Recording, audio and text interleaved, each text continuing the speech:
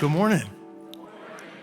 I'm going to try my very best to hide my Alabama drawl, but I am from Alabama. Have you recognized it yet? I've only spoken 2 sentences. Have you gotten it yet?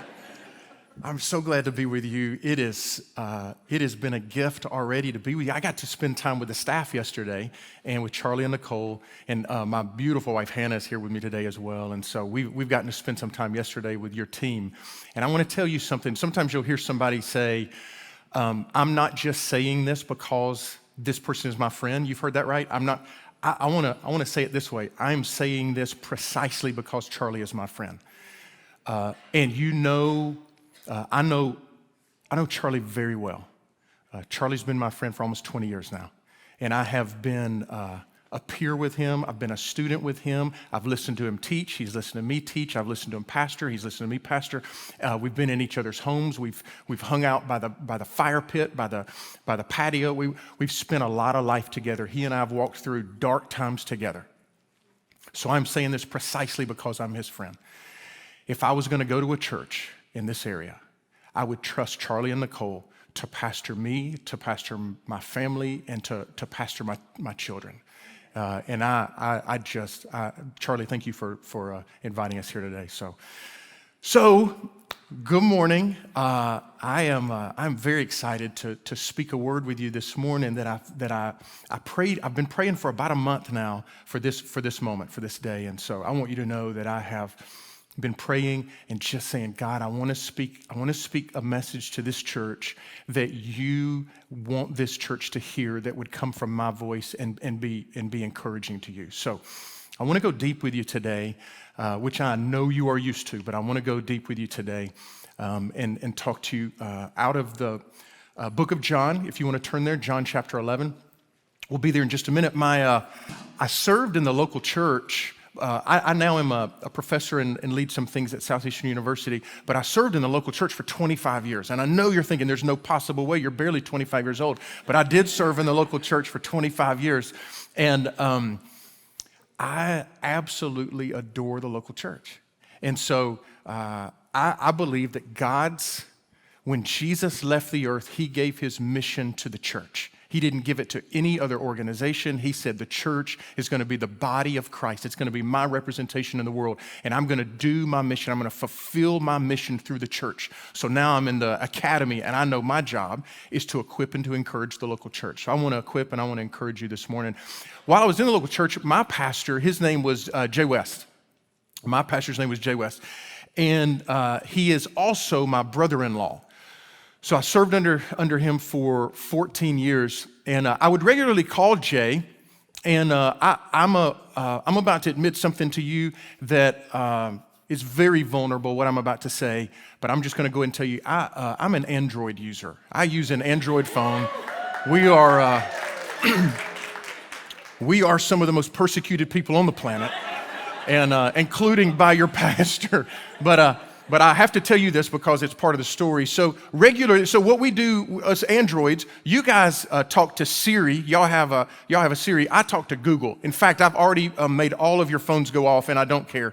But that's what you get for leaving it on during church. But I remember one day I was driving down the road, and I said, "Hey Google," I turned my phone off. I said, "Hey Google, call Jay West." And I did this many times. I would drive down the road, and I would say, "Hey, Google, call somebody. Hey, Google, call somebody." And so I said, "Hey, Google, call Jay West." The phone rang, and a female picked it up. And I thought, well, this is kind of odd. But Jay, my pastor, also was over our 20s group. And so sometimes he would be hanging out with 20-somethings. And I was like, oh, well, maybe he gave it to her. And so the phone call went like this. I said, "Hey, Google, call Jay West." Ring, ring, ring. Picked up and said, "Hello, this is Jay West." And I went, could I please speak to Jay? And she said, "There's no one here by that name." And I went, okay.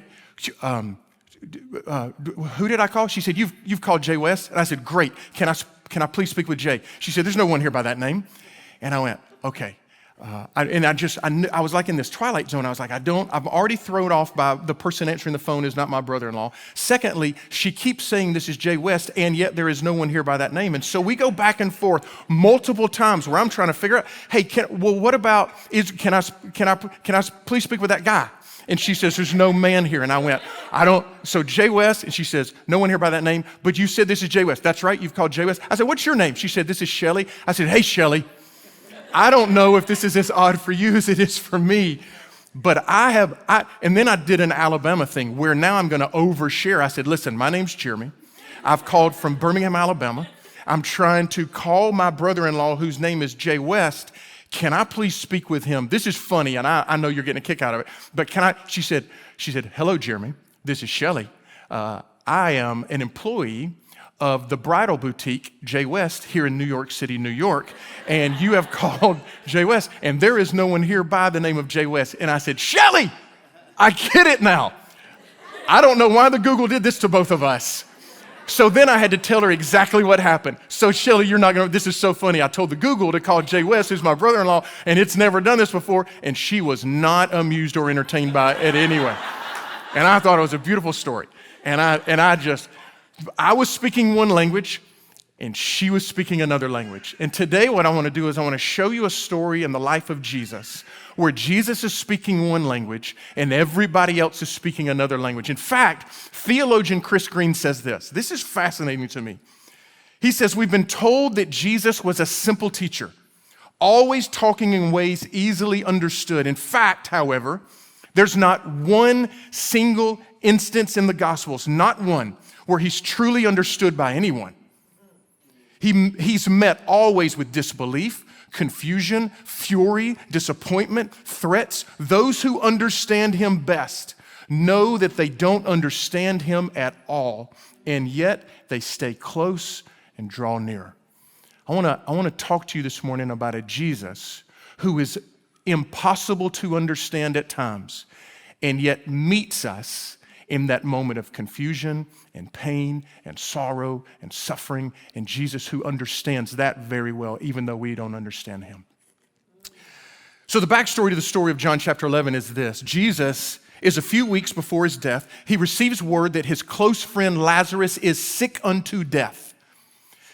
John is very clear in the story to tell us that when Jesus receives word that Lazarus is sick, Lazarus has already died.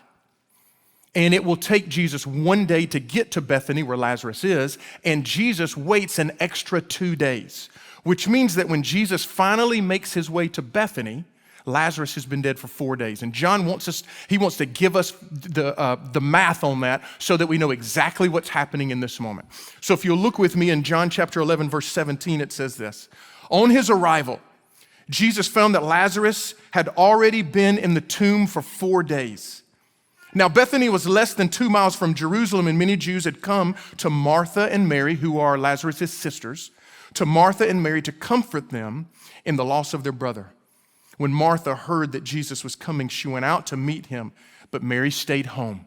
So Mary stays back. Martha goes out to meet Jesus before he ever comes into the village. And Martha says to Jesus, Lord, if you had just been here, my brother would not have died. Martha is grieving, and grieving is not something we do very well in America. It's not something we really do well in the Western church. Americans have, and maybe you recognize this deep aversion to pain. And we will do anything that we can, and we will tell ourselves anything that we can in order to avoid pain at all costs. In this culture, Lazarus' family would have stayed with his body. They would have prepared his body. They would have placed Lazarus' body in a tomb. They would have waited for 1 year, removed his bones, placed them in a box, buried the box, and then readied the tomb to be used again. That was more than just a custom, but it was the grieving process that every man, every woman, every child went through when they lost someone.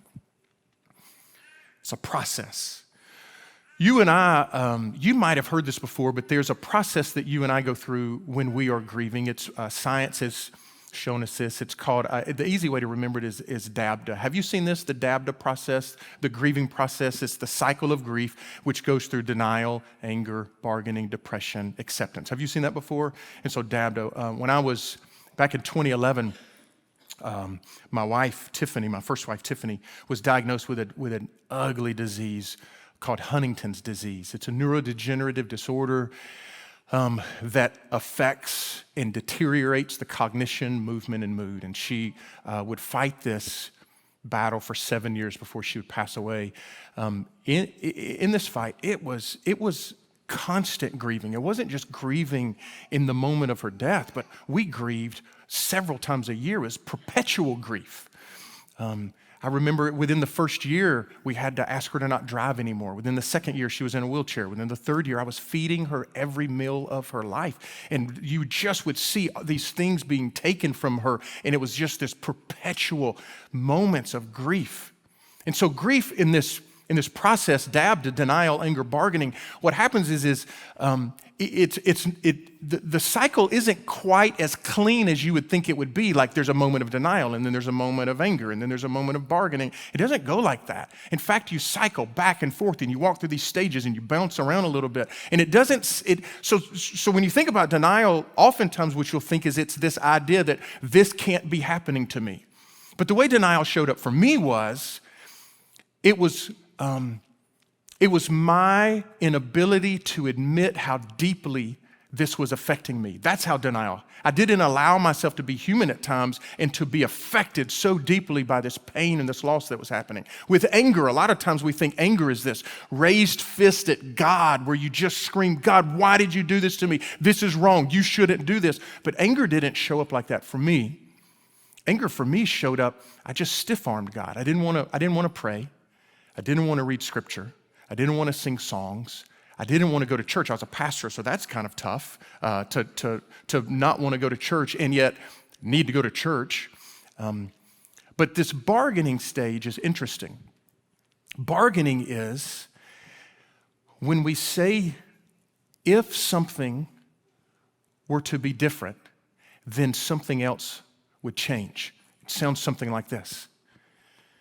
God, if you were to heal Tiffany, then I would change my life for you. Or if you were to do something beautiful in this moment, then I would give my life to you. In Mary, it sounds something like this. Jesus, if you had just been here, then my brother wouldn't have died. Now you've got to understand, Mary had followed Jesus now at this point for 3 years. She had followed him day after day after day. In fact, Matthew 9 tells us that Jesus went into multiple villages and healed every single person that had an issue, every disease, every issue. Mary had watched Jesus walk into villages, had watched dozens and dozens of people be brought to Jesus, whether they were blind or they were lame or they couldn't talk or they were demonized, and watched Jesus lay hands on people and be healed. And Mary has to be looking at Jesus right now and saying, if you had just done what you did for everyone else, why couldn't you do for the people that you love? We're your family. We're your family, and you could have been here. You could have known that Lazarus was going to get sick. You could have been here, and you could have done something. So I want to give you 3 thoughts this morning. The first one is this, is Jesus doesn't fit in the if-thens. Jesus doesn't fit in the if-thens. Sometimes it's going to sound to you something like this. If Jesus cared, then he would have healed my brother, my mom, my dad, my grandma. They wouldn't be suffering or they wouldn't have died. If Jesus cared, then he would do these things. If God was real, he would do something about the suffering of the world. If I would have just prayed more, then God would have heard my request and answered me. If I would have just fasted more, then God would speak to me. If I would tithe more, then God would bless me. If I serve God's kingdom, then God will take care of my family. I want to tell you this morning that God is not an equation that you get to solve. That if I do these things for God, then God will answer me because he's forced to. In fact, that's called witchcraft. Witchcraft is when I choose to say a prayer the right way, to do an act the right way, or to come to God with a certain motive and force God to do what I want him to do. And Jesus can't do if-thens, and God is never going to be an equation that is to be solved. There's never going to be a moment of our lives that we are able to say. In fact, I think Jesus specifically doesn't follow our if-then equations in order to continue to confound us and let us understand we will never fully understand God. A God that I can fully understand isn't a God at all. In fact, I become God. So, we have to be careful in the church to watch out for this transactional approach to God. Sometimes it goes by the idea of holding God to his word, and then prayer for us becomes about these moments where I'm managing outcomes. So all of my prayer is just about me saying the thing that I want God to do so that my life will be better. And I want to challenge you this morning that prayer is not about managing outcomes. Prayer is not about the moments that we spend with God in prayer. It's not simply about us asking God to do something for us to benefit me simply because I said the right thing. But prayer is about partnering with God in the activity in the world that he's already doing. That's what prayer is about. It's about listening to God and saying, God, what are you up to in the world and how do I get to be in on it? It's not about moving God's hand. It's about discovering where God's hand is already moving and saying, let me get in on that. Back in John chapter 11, verse 23, it said, Jesus said to her, your brother will rise again. Remember, Mary says, if you had just been here, then my brother Lazarus wouldn't have died. Jesus said to her, your brother will rise again. And Martha answered, I know he'll rise again in the resurrection of the day. And Jesus said to her, I am the resurrection. I am the life. The one who believes in me will live even though they die, and whoever lives by believing in me will never die. Do you believe this? And this is where the conversation gets really good. Jesus has regularly misunderstood what he is trying to say and what is being heard are going two different directions. I was a youth pastor in the year 2000, from 2000 to 2002, in a small southern town called Atmore, Alabama. If you knew the South at all, you would know that Atmore is only known for one thing. We have 3 prisons, and that is where the electric chair in Alabama, that's where it resides. So I was a pastor in Atmore, Alabama, in a southern church where we sang every worship song that we sang, no matter what original genre it had come into being, was Southern gospel. And so I had a friend, I would play the piano sometimes, and I had a friend, his name was Jimmy. And Jimmy played the bass, and Jimmy sang with his sister and their friend in a Southern gospel trio. Does that mean anything to anybody? Do y'all know what a Southern gospel trio is? Okay, all right, good. So one day, we would have, at our church, we would have specials. Did any of you grow up in the church where you would have specials on a Sunday morning or a Sunday night? Do y'all know what I'm talking about? A special meant one of two things. Either one, we had someone with a gift, and while the offering was being taken, they would come up and they would share their gift. They would sing a song. Or 2, someone thought they had a gift, and they always got demoted to Sunday nights. Like, you knew if they had a gift or not based on whether they sang Sunday morning or Sunday night. And so one Sunday morning, our friend Frankie was singing. Frankie was an average singer at best, but what Frankie got right 100% of the time is he knew how to pick the right song in the right moment and to get the right emotion from the crowd. And he always picked good songs. In fact, Frankie was known to sing The Anchor Holds. Do you know The Anchor Holds? You wouldn't know that unless you had lived in the South. But basically, The Anchor Holds is a Southern gospel classic. So one morning, Frankie is singing The Anchor Holds. Though the ship is tattered, the anchor hold, and he's singing, and the congregation stands on their feet, and they're singing along, and they're clenching their fists, and they're screaming praise to God. And Jimmy stands to his feet and begins to, do you know this term, hoop and holler? Jimmy began to hoop and holler. He said, woo, woo, and Jimmy was so excited, and I was encouraged because Jimmy was so excited. And as soon as the song's over, the place is clapping, everybody's excited, and Jimmy turns to me. I'm on the piano, and Jimmy turns to me, and he said, that right there is what we're going to sing in heaven. And I went, Jimmy, what do you mean that's what we're going to sing in heaven? He said, that right there, we're going to sing that with the angels in heaven one day. And I don't know why I decided to be a smart aleck, but I said to Jimmy, are you telling me that we're going to sing Southern gospel like the angels of heaven are now singing Southern gospel in heaven right now to worship at the throne as people are throwing their crowns at Jesus' feet? The angels are singing The Anchor Holds. And he said, well, what else would they be singing? I said, Jimmy, you mean when all of the tribes and nations of the world are gathered at the feet of Jesus, when the Russians and the Africans and the Hispanic and the Japanese, we're all going to force them to sing Southern gospel? And he said, absolutely.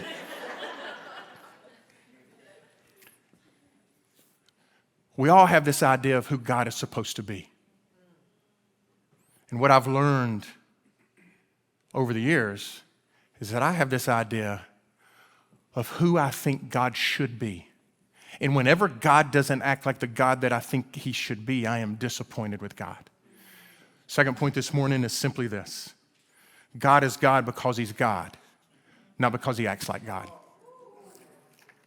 God is God because he's God, not because he acts like God. One of the hardest realizations in my life that I've had to come to faith is understanding that I, too, create an image of God that I ask God to become or to be. Jesus tells Martha, your brother will rise again. And Martha responds with, I know he will one day at the resurrection. Remember, Jesus is speaking one language and Martha's speaking another language. To which Jesus says, I'm the resurrection. The resurrection isn't this event that we will become part of, but the resurrection is a person to which enacts all of the redemption of the universe. And I am that resurrection. I don't think you get it, Martha. I don't do resurrection. I am resurrection.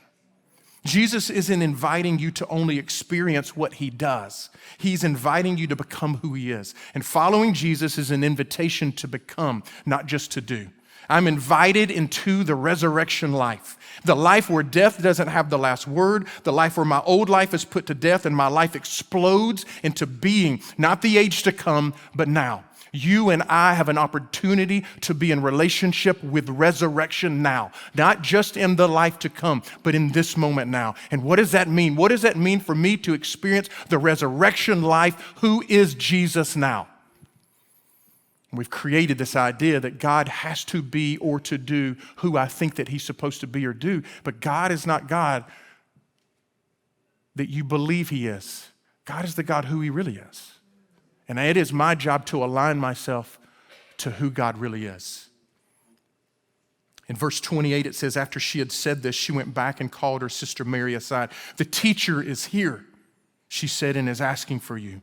When Mary heard this, she got up quickly and went to him. Now, Jesus had not yet entered the village, but was still at the place where Martha had met him. And when the Jews had been with Mary in the house comforting her, they noticed how quickly she got up and went out, and they followed her, supposing she was going to the tomb to mourn there. So, by the way, there are professional mourners that are here and family that their job is to mourn with Mary and Martha. So they get up to go help Mary and Martha mourn. When Mary reached the place where Jesus was and saw him, she fell at his feet and said, Lord, here it is again, the sister of Martha, Lord, if you had just been here, my brother would not have died. And when Jesus saw her weeping, and the Jews who had come along with her also weeping, he was deeply moved in spirit and troubled. Where have you laid him? He asked. Come and see, Lord, they replied. And then Jesus wept. Those two words revealed more to you about the heart of God than you'll ever get your brain wrapped around.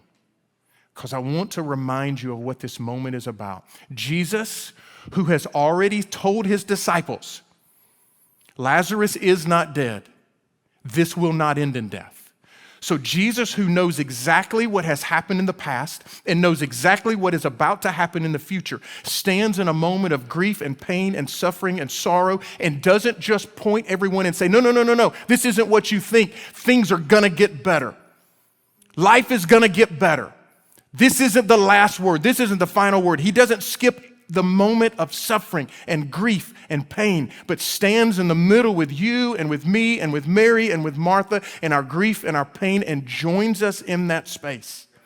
Remember these words. If you don't remember anything else that I say this morning, remember this. If you want to know who God is, everything that Jesus does, everything that Jesus says, every relationship that Jesus has is a direct reflection of the character and nature of who God is. Without Jesus, we get God wrong.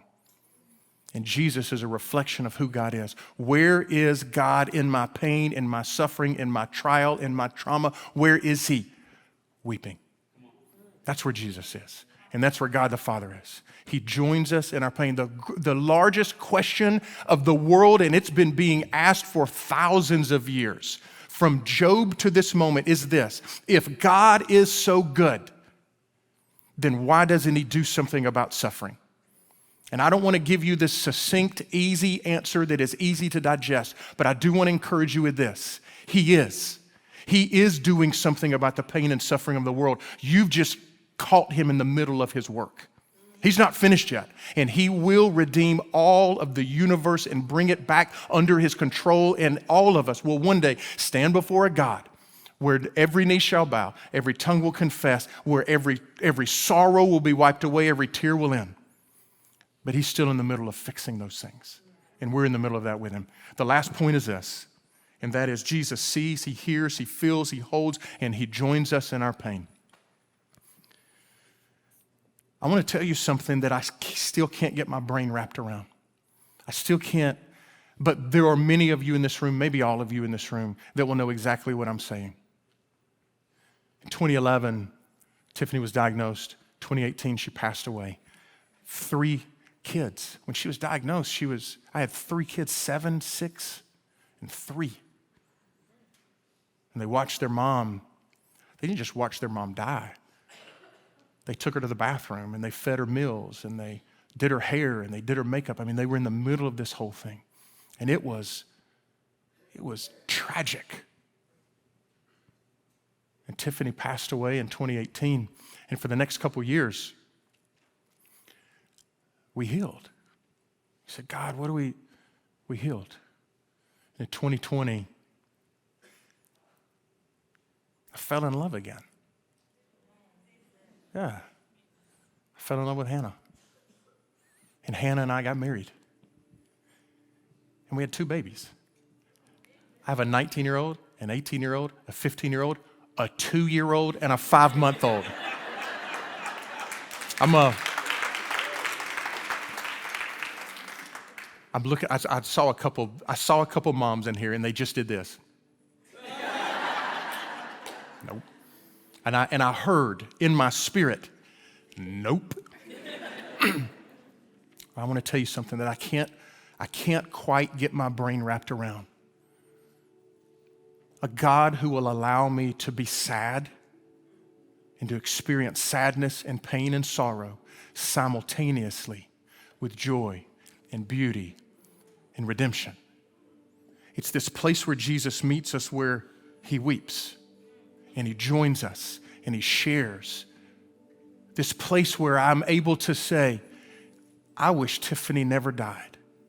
And yet there are 2 babies on this planet that only exist because she did. And I don't know how to reconcile that, and I'm not asked to.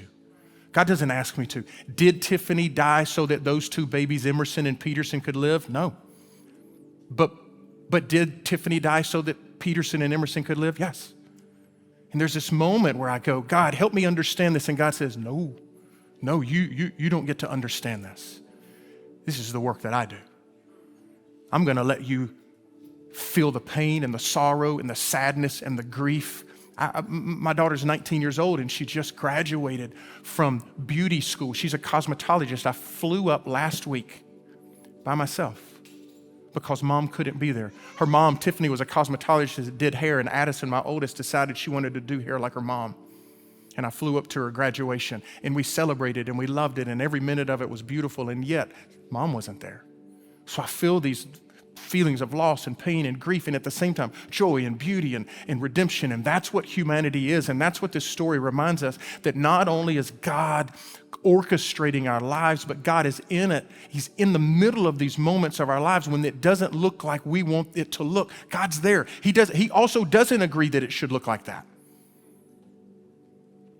And today what I want to do is I want to invite you to join a God who doesn't belong in equations, who doesn't look like you think that he should at times, but who will always, always, always be with you in your trial, in your pain, in your sorrow, in your suffering, in your beauty, in your joy, he's going to be with you in all of it. This morning, if you will close your eyes with me, I want to speak to two people. The first person is, in a moment, I'm just going to ask you to lift your hand. I want to pray over you. But the thought is this. At some point in your past, God didn't act like you wanted him to. Or maybe in this moment, God didn't act like you wanted him to, and you're angry with him. You might have chosen to believe that he even doesn't exist. You might have chosen to cold shoulder him. Either way, you feel 1,000,000 miles away from God, and maybe you wish that you could even get further. Can I tell you, you're not alone. And I'd like to give you 2 ways to respond this morning. Number 1 is this. You don't have to do anything. I just want to encourage you. You're not as far away from God as you think you are. God hasn't left you, not the real God. Maybe the one that you think should have fixed all your problems. That God did leave you because he never existed. But the real God, the God who is revealed in Jesus, isn't far from you at all. And this morning, you don't have to respond to anything. I just want to encourage you and say, God is close to you. God is close to the brokenhearted. Another way to respond is maybe this. Maybe you want to give God another chance. Maybe you don't have to feel guilty about what you've said, what you've done, what you've not done. God is still close. I want to be very clear with you today. The way that you have treated God because of the frustration of the life that you've lived, that you think God should not have allowed you to live, the way you treated God, you don't have to feel regret or pain or guilt or any of that. God understands. I understand. And I want to give you just this reprieve from that. Move toward God. He is so close to you today. So today, I just want to ask you, I want to pray for you. If there's anyone in this room that says, Jeremy, I've moved away from God in my pain and my frustration, and I think I might want to take a step back toward him this morning, would you lift your hand? I just want to pray for you today. Anybody in this room? All you have to do is lift your hand. Yeah. Yeah. Good. Thank you. Yeah. Thank you for that. The second person is this. I want to invite you into a relationship with an unpredictable, wild, and adventurous, transcendent God. You might have been serving a tame, understandable, boxed-in God, and I want to invite you into this God who is going to keep you on your toes. If God or if Jesus has become rote and easily understandable for you, can I invite you into a God that is a white water rapid rafting trip? If that's you today that says, I've gotten too used to an easy God. If that's you today, you say, I want in on this wild, unpredictable God. I want in on the God that Jesus reveals. If that's you today that's gotten too used to your easy God, can I invite you into the real God, the God that Jesus reveals this morning? Will you lift your hand if you say, I want in on that? I want to do something with that. Will you stand with me? Let's pray. Father, today you are inviting us into this relationship of a wild, unpredictable God. It's a God who is not safe, but is good. A God who is not safe by any means, but his intentions are always good for our lives. Today, God, there are also men and women in this room that lifted their hands and acknowledged that they've stepped away from you out of some type of frustration, anger, sadness. And today, God, I just want to ask you to reveal yourself as close. You've always been close. You've never left us. You said you would never leave us nor forsake us, and today you have not left. Today, would you reveal and remind that you're close and you will always be close. In Jesus' name, amen.